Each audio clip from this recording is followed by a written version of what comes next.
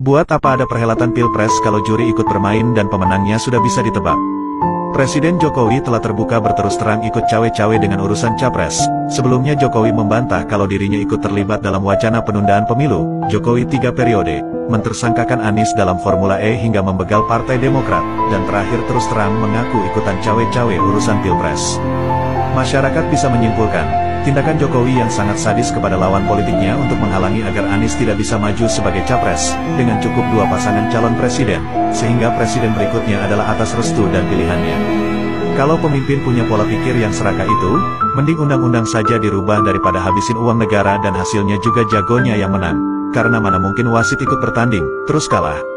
Apapun bisa dilakukan oleh Jokowi karena KPU, instrumen penegak hukum. Struktur pemerintahan mulai menteri, gubernur, bupati, camat, kades hingga tingkat RT semua tunduk kepadanya bila sang presiden sudah ikut cawe-cawe.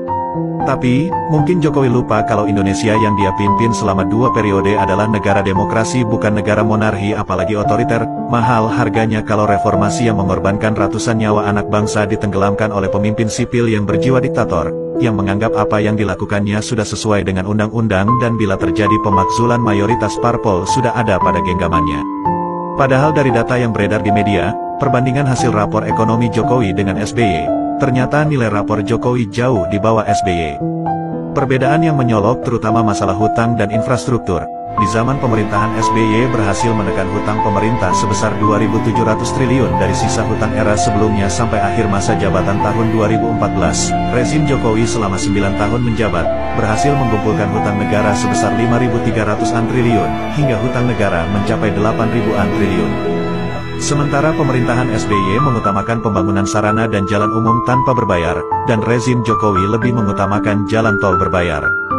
Di sisi lain petani menjerit akibat sulitnya cari pupuk bersubsidi, sementara orang kaya yang tidak butuh subsidi mobil listrik digelontorkan triliunan hanya untuk kepentingan konsumtif semata.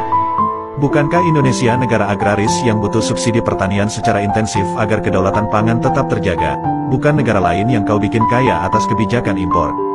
Kalau Jokowi sekarang ngotot ingin cawe-cawe di Pilpres, menghadang lawan politiknya dengan menghalalkan segala cara, terus prestasi yang mana yang patut dibanggakan untuk dilanjutkan? Ingat, Allah tidak suka dengan penguasa yang serakah, sebagaimana Allah menenggelamkan Fir'aun. Semoga di akhir masa jabatannya, Allah memberikan hidayah kepada Jokowi dan keluarga serta orang-orang di sekelilingnya, hingga pemilu 2024 berjalan jujur adil bebas dan rahasia serta berjalan aman dan sukses, tanpa ada intervensi dan kecurangan dari pihak manapun. Amin.